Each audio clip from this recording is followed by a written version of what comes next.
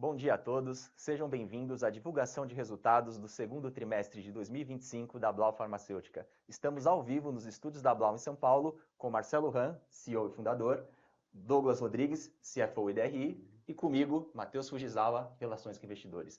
Nosso call está sendo realizado em português, com tradução simultânea para o inglês, e ficará disponível tempestivamente no site de RI da companhia. Ao final da apresentação, teremos a sessão de perguntas e respostas, com prioridade para os analistas de sell-side. Os analistas que quiserem fazer pergunta devem clicar no levantar a mão no ícone da plataforma do Zoom, localizado na parte central inferior. Os demais investidores podem enviar suas perguntas no chat. Agora, gostaria de passar a palavra para o Marcelo para iniciar a apresentação do slide 3. Obrigado, Matheus. Bom dia a todos. Eu gostaria de começar falando sobre a transformação que a companhia vem passando nos últimos anos. Em 2019, a receita da Blau era muito concentrada em apenas 2 medicamentos e no mercado público. A fim de evitar esta dependência dos 2 produtos, investimos em pesquisa, desenvolvimento e inovação, no desenvolvimento e ampliação de portfólio e ampliamos a nossa força de vendas no mercado privado, estando mais próximos aos hospitais privados, mas não abrindo mão do mercado público, a fim de reduzir essa dependência que sempre foi um ponto de atenção dos investidores que nos acompanham há muitos anos. Essa tendência de desconcentração da receita melhorou o risco-retorno da companhia, reduziu a volatilidade dos resultados e aumentou a eficiência produtiva. No entanto, toda transição tem seus desafios e esses produtos que perderam relevância possuem um ticket elevado, sendo necessário um grande volume de outros medicamentos para compensar em termos de receita, levando nossas fábricas da Blau a operarem no limite da capacidade nos últimos trimestres. Acabamos de finalizar 2 novas linhas produtivas, as quais estão em qualificação e certificação, e esperamos finalizar uma 3ª linha produtiva na Blau, São Paulo, até o final do 4º trimestre deste ano. Desta forma, esperamos trazer incremento da receita dessas 2 primeiras linhas produtivas ainda no 4º trimestre deste ano.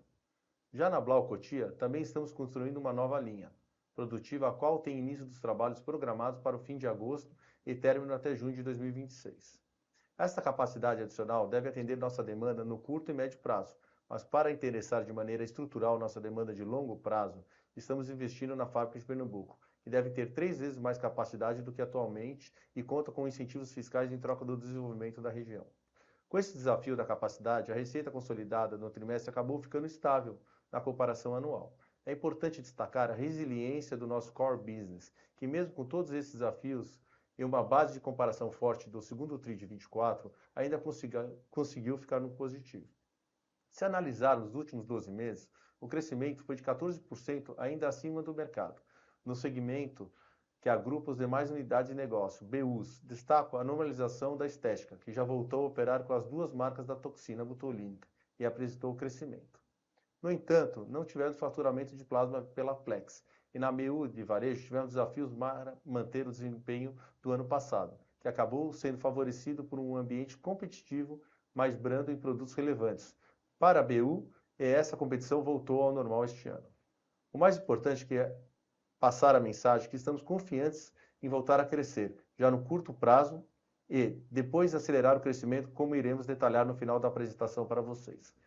O destaque positivo no trimestre, sem dúvida, foram as margens operacionais, que seguem uma tendência positiva desde o final de 2023, quando gradualmente, trimestre após trimestre, fomos melhorando até chegar nas margens atuais.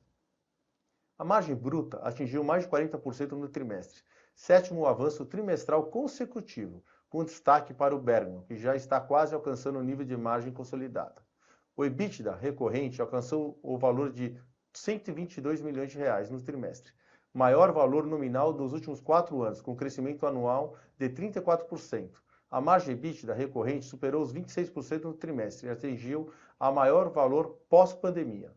Continuamos investindo forte, foram R$ 100 milhões no trimestre, com destaque para os investimentos em aumento de capacidade produtiva. Anunciamos recentemente, em comunicado, a decisão do board da companhia de não converter em ações o empréstimo para a Prothya. Os resultados operacionais da Prothya têm sido abaixo das expectativas da Blau, e o valor necessário para a aquisição seria muito relevante. Riscos de turnaround, o esforço financeiro com alavancagem acima do ideal de mercado, com juros altos, inibiram a companhia de fazer a proposta pelo 100% do ativo em detrimento da oferta apresentada por um terceiro para a aquisição total da Prothya. Foram os principais motivos para o Conselho de Administração da Blau tomar essa decisão. Como condição precedente para a venda, a Blau receberá de volta os 50 milhões de euros investidos, acrescidos de juros e correção do período. A estrutura do investimento, como um empréstimo conversível, se mostrou assertiva, fazendo a companhia ter exposição a uma opcionalidade interessante, protegendo o balanço, tendo opção de saída rápida. Ressalto que os resultados financeiros da Protia nunca foram consolidados na Blau, assim não teremos qualquer impacto negativo nos resultados da companhia. Esse valor do investimento da Protia, que retorna à Blau, será importante para nos acelerar aos investimentos transformacionais que estamos fazendo, principalmente em adição da capacidade produtiva e desenvolvimento de novos produtos.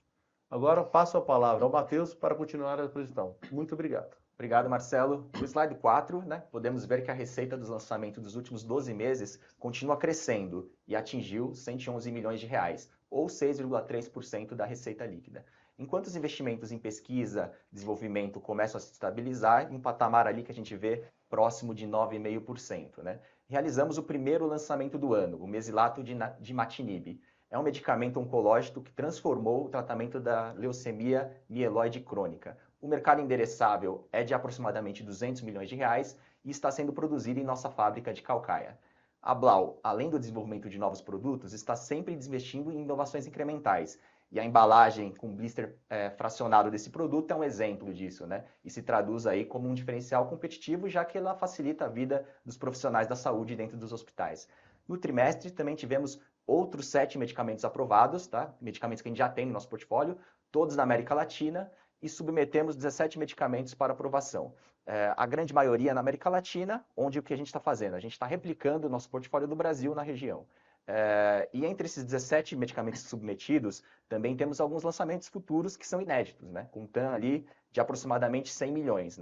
Por isso que a gente atualizou marginalmente aí o nosso valor de medicamentos submetidos para a Anvisa. Agora está em 3,1 bilhões, sendo que 2,9 bi ainda serão lançados, parte em 2025, mas a maior parte em 2026 e 2027.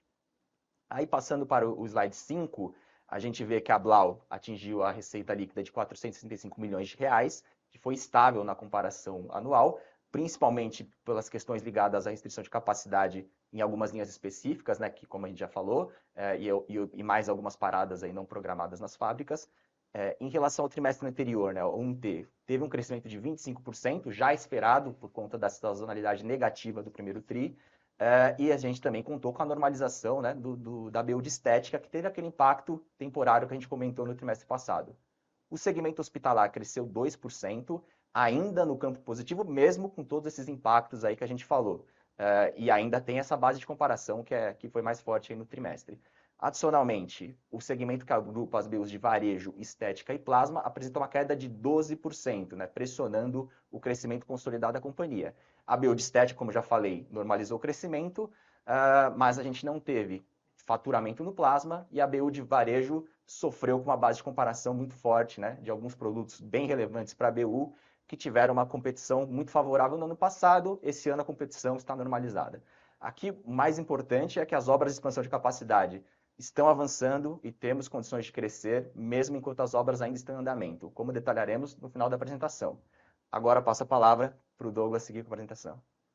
Obrigado, Matheus. Bom dia, pessoal. Bom, acho que ficou claro, o Marcelo detalhou bem, acho que o momento da Blau nesse trimestre ou até o semestre, É um momento de transição, sim, a companhia ela passa ali, fazer uma mudança no seu mix de produtos, e aí são produtos que eram relevantes na receita, com uma outra dinâmica de utilização de capacidade produtiva para você ampliar esse mix. É claro que isso é muito benéfico em termos de resultados, de geração, principalmente de valor na linha do tempo, mas ele passa aqui pela dor da transição, E mais do que nunca, num trimestre desse, em momentos de restrição de capacidade produtiva, para você acelerar o crescimento do top line, o foco, a prioridade é a margem. Então a companhia mostra isso de uma forma muito consistente, mais um trimestre, é o 7º trimestre recorrente aqui que a companhia consegue elevar a sua margem bruta, olhando sempre o melhor mix. Especificamente Bergamo, que é um tema que a gente sempre tem colocado, segue na expansão. Se você olha especificamente o recorte no TRI, o Bergamo já tem a mesma margem que era o consolidado da companhia há um ano atrás, no segundo TRI de 2024. Na evolução anual, são quase 400 bips de evolução de margem bruta, ou seja, acho que sim, a companhia está desempenhando aqui uma performance muito boa em utilizar a sua melhor capacidade produtiva nesse momento. Vale ressaltar, né, acho que a gente destacou até no Blau Day, quais que eram os investimentos que a companhia ia endereçar em 2025. Isso já era uma constatação ao final de 2024, que em função dessa mudança de mix, a capacidade das plantas atuais precisaria ser ajustada, com algum reflexo em 2025 e um maior destravamento em 2026. Então, por isso que a gente acho que segue muito confiante nas perspectivas, né, nas expectativas aqui para os próximos trimestres. Acho que passando para o próximo slide, talvez aqui até ser um pouco didático, a gente olhou ali alguns comentários, os relatórios dos analistas. No recorte aqui de despesa operacional, comparando com o primeiro TRI, basicamente você tem o mesmo patamar de despesa, né, da companhia, e na comparação anual versus ao segundo TRI do ano passado, o efeito positivo da PDD, né? O ano passado, só para recordar, no segundo TRI foi quando a companhia fez todas aquelas provisões de clientes que entraram em recuperação judicial. Ex-PDD, você tem um crescimento da despesa comercial, e aí, em função aí de acelerar a receita da companhia, e P&D muito em linha com, né, a gente continua focando aqui no desenvolvimento de produtos. E basicamente o efeito positivo aqui de PDD. Olhando ali para G&A e Others, né, que basicamente o que a gente tem, pelo mecanismo de compra do Bergamo, né, o contrato de compra, ele prevê que algumas contingências, elas cabem à discussão e à cobrança, o ressarcimento pelo antigo dono. Então, basicamente, o que vocês olham lá, você constitui um passivo, mas também constitui um ativo, então tem esse efeito na linha de orders. Mas tirando isso aí, a despesa segue aí, acho que num patamar que basicamente é o que deveria ser esperado para os próximos trimestres. Olhando, claro, em termos de participação, né, de percentual sobre a receita, claramente com a aceleração da venda nesse TRI, em comparação com o TRI passado, a gente tem uma diluição muito importante. Que aí isso claramente, né, tem reflexo no próximo slide, onde você olha aí, o Marcelo já destacou, mas um EBITDA aí muito forte, né? Então, basicamente aí uma margem, a melhor margem aí desde 2023, do primeiro TRI de 2023, um crescimento na comparação anual de 34%, né? Que basicamente ele vem aí, está muito pautado, né? Tanto da questão de margem bruta e especificamente, né, na comparação com o TRI do efeito da PDD. Aceleração em relação ao TRI anterior em função da diluição de venda, então mantido esse patamar de venda ou crescendo o top line, é esperado uma diluição da despesa, então acho que a gente segue nesse ritmo aqui. E no recorte do lucro líquido, no quadro à direita aqui também, a evolução na base anual, ela vem muito em linha do ganho operacional, especificamente nesse TRI, a gente tem uma redução da margem em relação ao TRI anterior, porque, vamos relembrar, no TRI anterior a gente fez a divulgação de JCP, até para neutralizar, até como estratégia de, né, benefício ali de planejamento tributário, a gente tinha o reconhecimento da venda do registro do Botulim. Então, essa foi uma estratégia para o primeiro TRI, que trouxe aquele benefício, e agora no segundo TRI, basicamente, você tem uma alíquota efetiva maior. Claramente, essa pode ser uma das estratégias. O Marcelo destacou, né, que com o retorno do investimento da Protia, a companhia será beneficiada, terá um ganho financeiro, então provavelmente seria também um mecanismo olhar para a JCP para amortizar esse ganho aí e aí trazer uma alíquota efetiva aí nos patamares que a gente tem, entregando um lucro líquido melhor. Mas mesmo assim o lucro líquido na comparação anual cresce 22%, há de se destacar isso. Capital de giro, talvez aqui, assim como o desafio da capacidade produtiva, é um tema aqui para a lição de casa para segundo semestre, né? A gente tem olhado aqui isso, acho que a dinâmica aqui, principalmente, né, em termos de comparação anual, basicamente é o mesmo ciclo de caixa, mas a companhia vinha numa tendência positiva e agora a gente está tendo alguns desafios adicionais. Na parte de inventário, basicamente isso se dá aos produtos importados, né? E até quando a gente fala de produtos importados, vale lembrar também, destacar que eles também têm um ticket médio superior, o que carrega aí um pouco do inventário. E também tem o caso da Plex, que basicamente hoje a gente tem estoque, mas não tem receita. Então são temas para a gente olhar para o segundo semestre e aí buscar de novo conseguir girar esse estoque e voltar para os patamares, para aquela tendência positiva que a gente tinha. Na parte de contas a receber, basicamente isso aqui é sazonalidade de vendas no trimestre, então buscando uma sazonalidade melhor nos próximos trimestres, com certeza você volta também para aquele patamar inicial. Isso não tem nada a ver com um novo prazo de negociação ou algum risco adicional na carteira. Então, é basicamente sazonalidade de vendas no trimestre, para ir aí, para a gente endereçar no segundo trimestre, no segundo semestre, e aí voltar para aquela tendência mais positiva. Basicamente, esse consumo de capital de giro aqui de 100 milhões é o que está impactando na geração de caixa da companhia no TRI. E aí, passando para o próximo slide, Matheus, por favor. Aí, vamos falando de CAPEX, né? CAPEX, sim, né, natural. A gente está destacando da questão de continuar olhando para desenvolvimento de produtos, acelerar a capacidade produtiva. Então, a gente teve um trimestre aqui com desembolso maior de CAPEX. Olhando para o segundo semestre, a gente pode assumir que a média, né, a média aqui desse primeiro semestre deveria ser esperado para os próximos trimestres.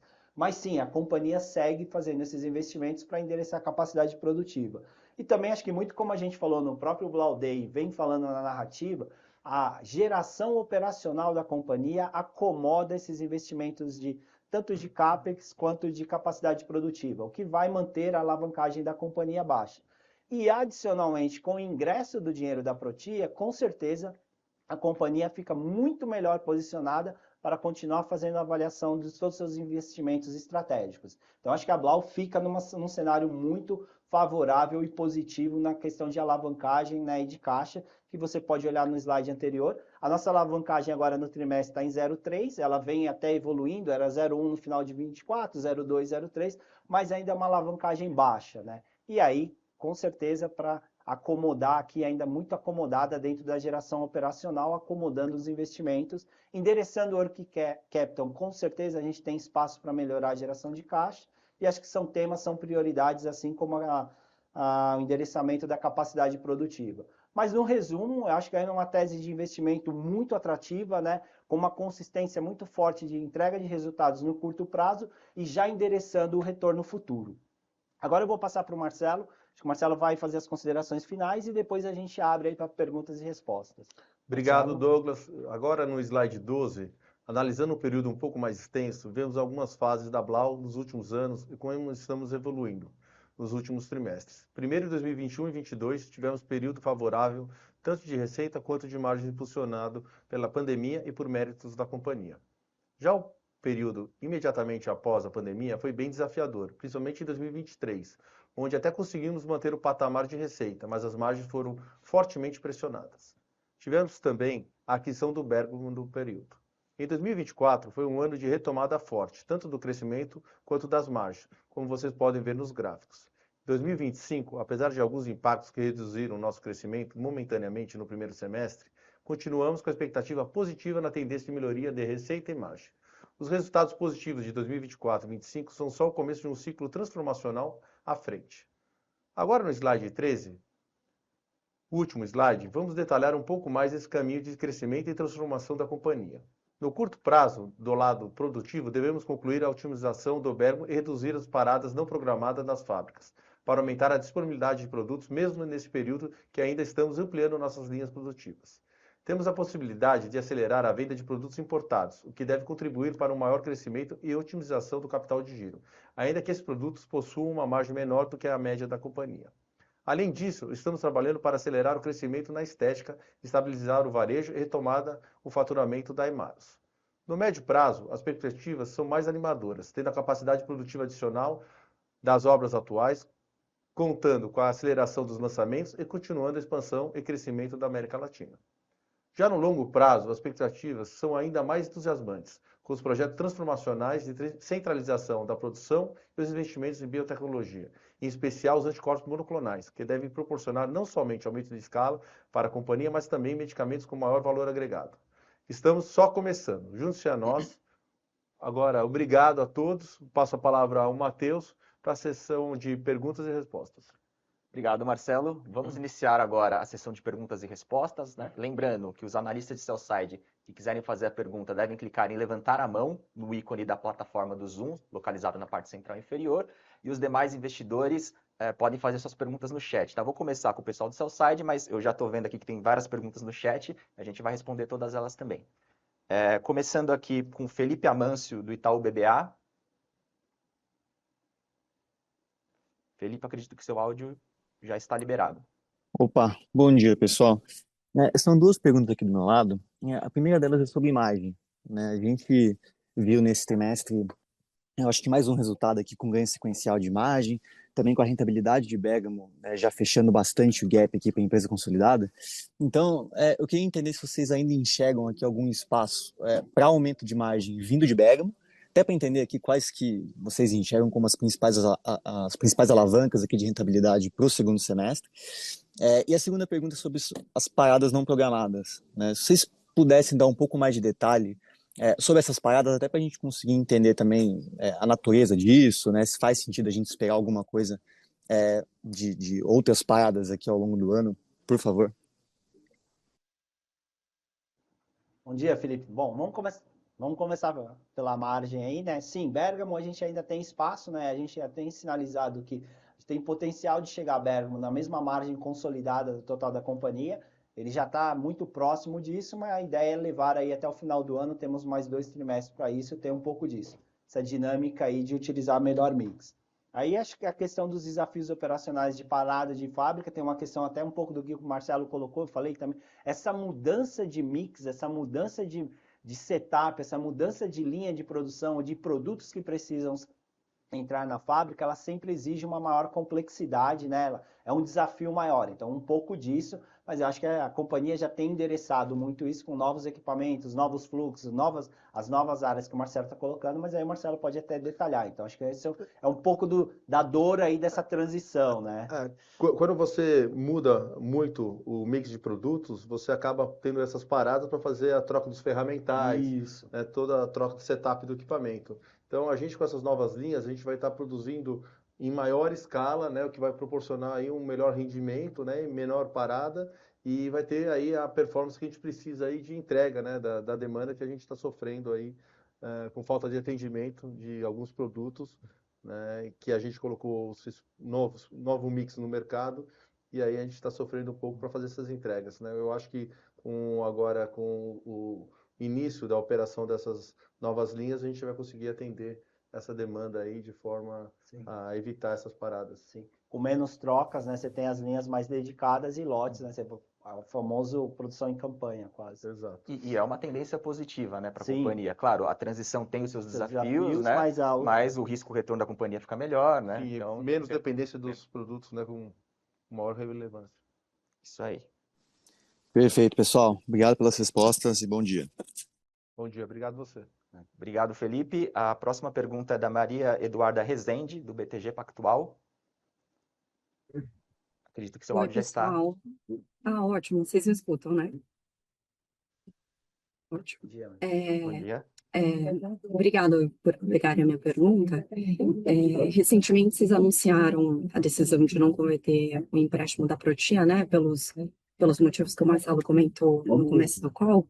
A minha pergunta é se a companhia ainda avalia a verticalização completa da cadeia do plasma, ou se o foco agora vai ser somente na Hemarus. E aproveitando uma segunda, se vocês pudessem comentar o andamento das negociações do contrato de venda do plasma coletado nos Estados Unidos e qual que é a perspectiva de retomada desse faturamento no curto prazo.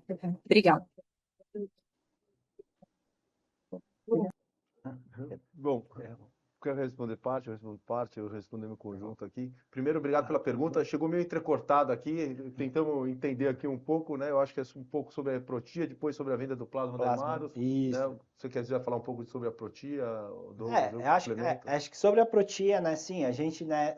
Claramente a Protia, ela se conectava com a estratégia da companhia, principalmente na questão de verticalização, que uma vez que você tem a coleta de plasma, lembrando que a coleta de plasma já era uma estratégia da companhia que ela é independente, né? É claro que ela geraria mais valor, ela tem uma sinergia maior dentro de um processo verticalizado, mas ela se mantém, mas e assim constantemente a companhia vai também reavaliar. É claro que a companhia vai olhar para outras operações, outras questões, outros modelos, né? Que acho que quanto mais você tiver oportunidade de otimizar essa cadeia, mesmo que não 100% verticalizada, a geração de valor ela é maior. Então a gente aguarda aí para analisar possíveis cenários. Aí sobre a retomada na verdade, não é nem analisar os possíveis cenários, é dar disclosure, né, do que a companhia vai tomar de decisão para frente, né? Eu acho a companhia já tem a sua estratégia, né? A gente tomou a decisão de não continuar com esse investimento em detrimento, né, do risco que a companhia ia tomar, né, e o impacto isso nos resultados da companhia, e ia ser um turnaround bem difícil para a companhia, e a companhia tomou essa decisão de não continuar com esse investimento. Mas sim, a gente tem outras estratégias, né? A gente, assim que consolidar a estratégia, a gente vai estar dando esse disclosure para o mercado. Sobre a Hemarus, a gente continua coletando o plasma, melhorando a nossa operação lá, crescendo, e a gente estamos negociando com diversos players, né? Com diversas indústrias farmacêuticas que têm interesse no plasma, para ter o melhor contrato para que a gente possa fazer essa venda do plasma.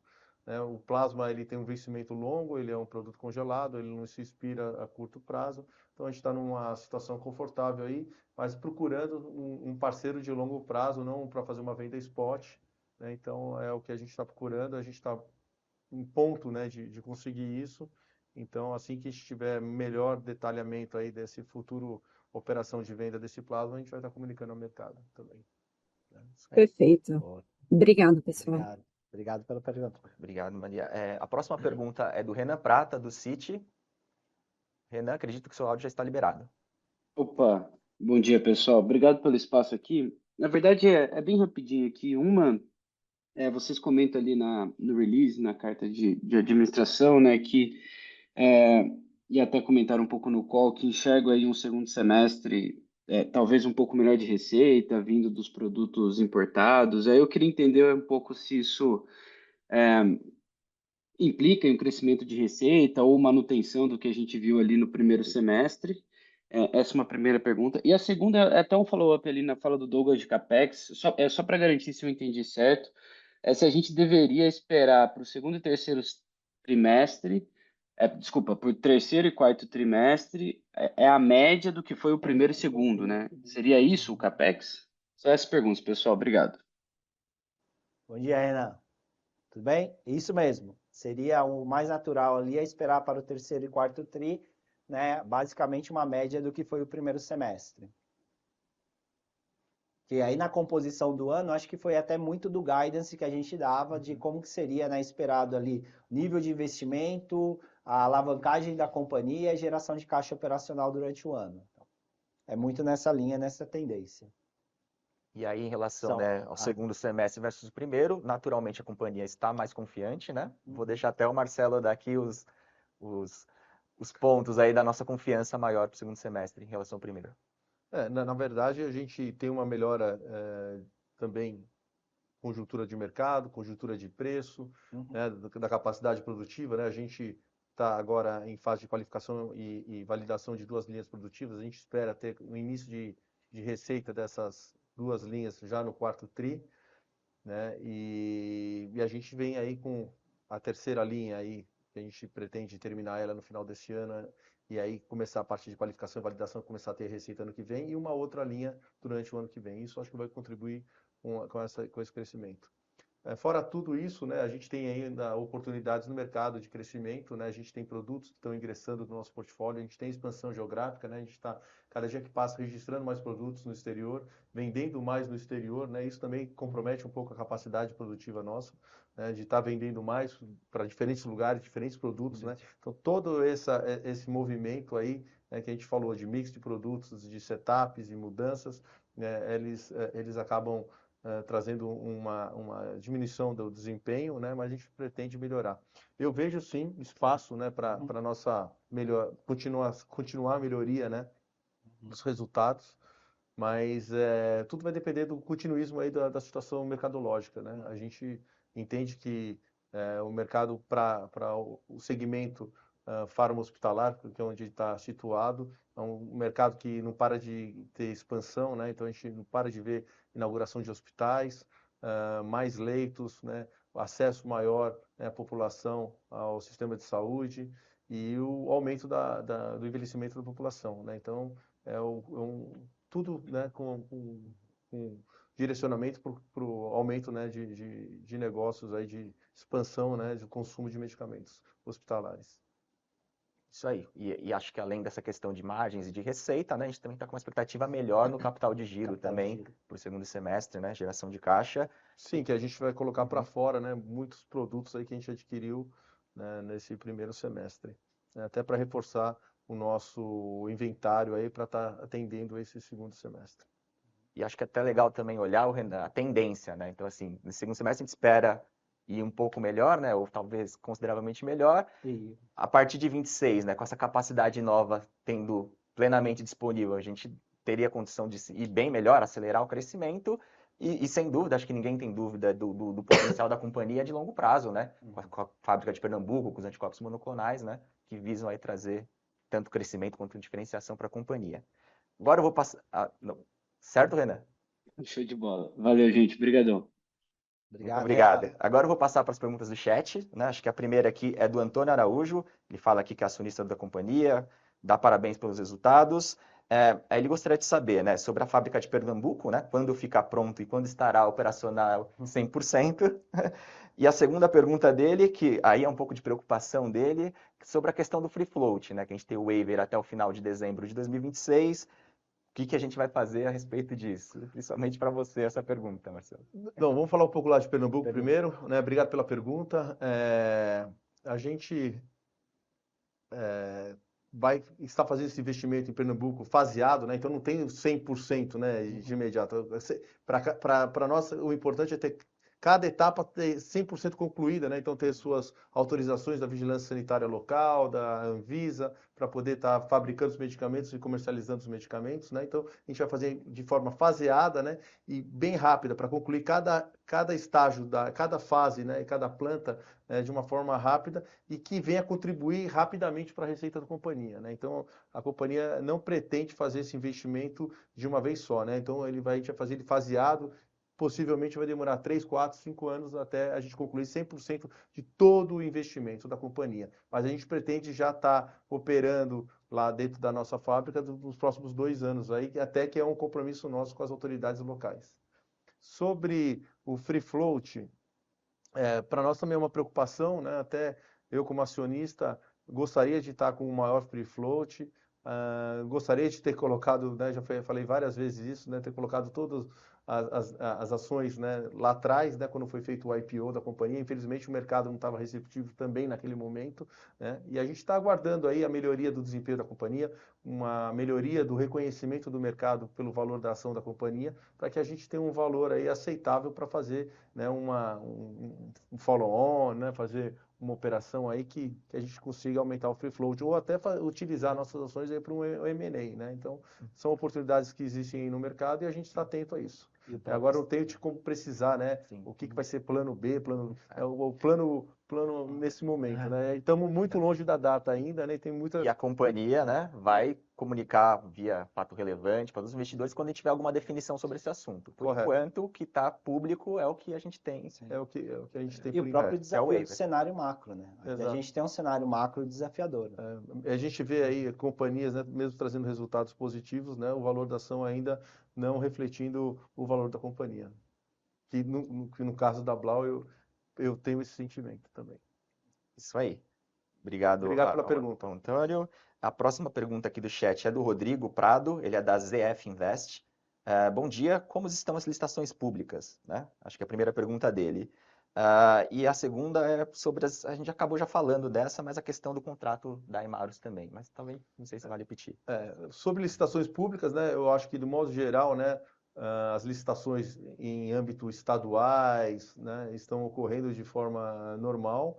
Eu não vejo, né, nos medicamentos que a Blau estão envolvidos, né, que estão ocorrendo licitações do mercado federal, né, do mercado público federal. A gente tem aguardado aí, na expectativa aí de nova abertura de licitações aí para imunoglobulina, para alfepoetina e para outros medicamentos, né? Então, a gente está no aguardo, né? A gente tem acompanhado e não tem nenhuma notícia aí de ter alguma licitação no curto espaço de tempo, né? Então, a gente vem acompanhando os desafios do governo aí com orçamento, né? Então, cada dia que passa aí tem diminuído aí as licitações aí do âmbito federal. Isso aí. A próxima pergunta aqui, obrigado, Rodrigo, pela pergunta. Obrigado, Rodrigo. É da Paola Mello, da GTI. Ela fala aqui: bom dia. Sobre o recurso da Protia, pretende utilizar, né, parte desse capital dos investimentos para Pernambuco?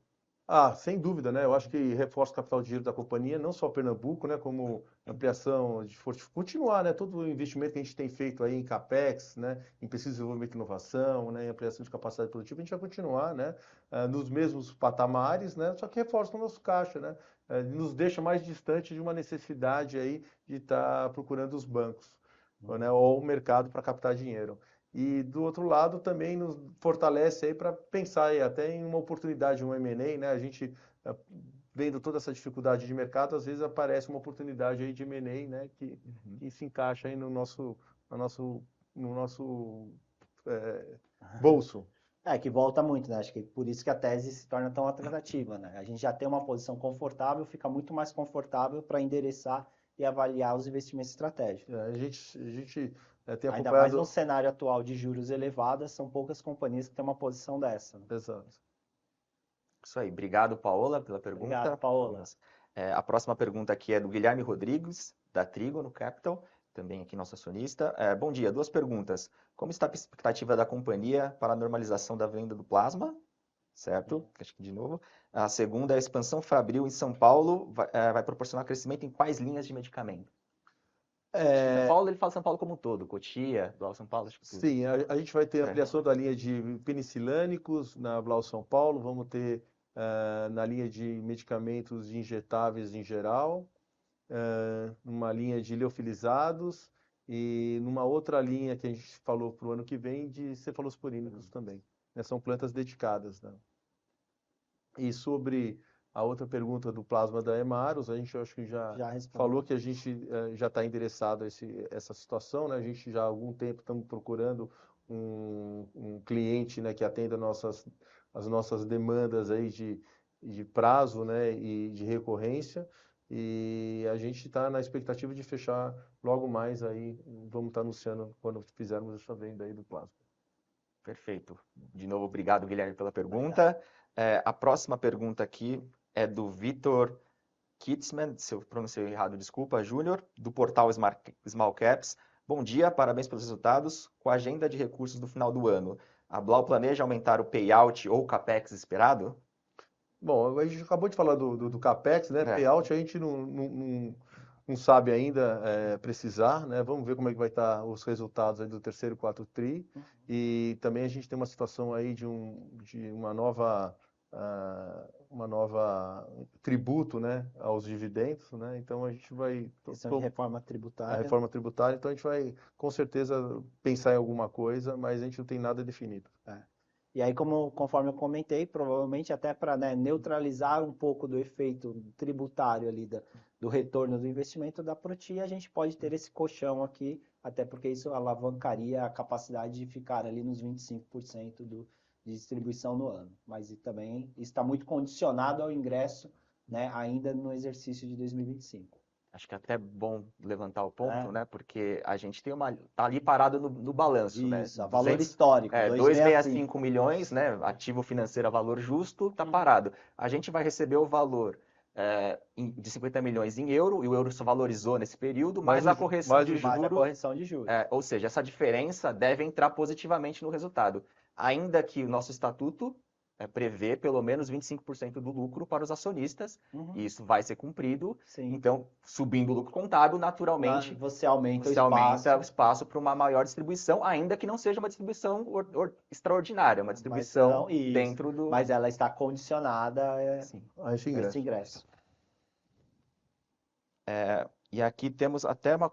E obrigado, Vitor, pela pergunta, novamente. Temos até uma pergunta de um colaborador aqui da Blau, o Paulo. Parabéns pelo resultado. Ele pergunta sobre as dinâmicas das tarifas dos Estados Unidos. Se vai ter algum impacto na companhia? A princípio não tem impacto nenhum, né? Até porque não tem a reciprocidade, né? A gente não exporta nada para os Estados Unidos por enquanto. A gente é importador, principalmente na parte de biotecnologia, né? A maioria dos insumos vem de empresas americanas, mas no momento a gente não tem notícia do governo brasileiro de ter qualquer reciprocidade em tarifas com o mercado americano. Isso aí, obrigado, Paulo.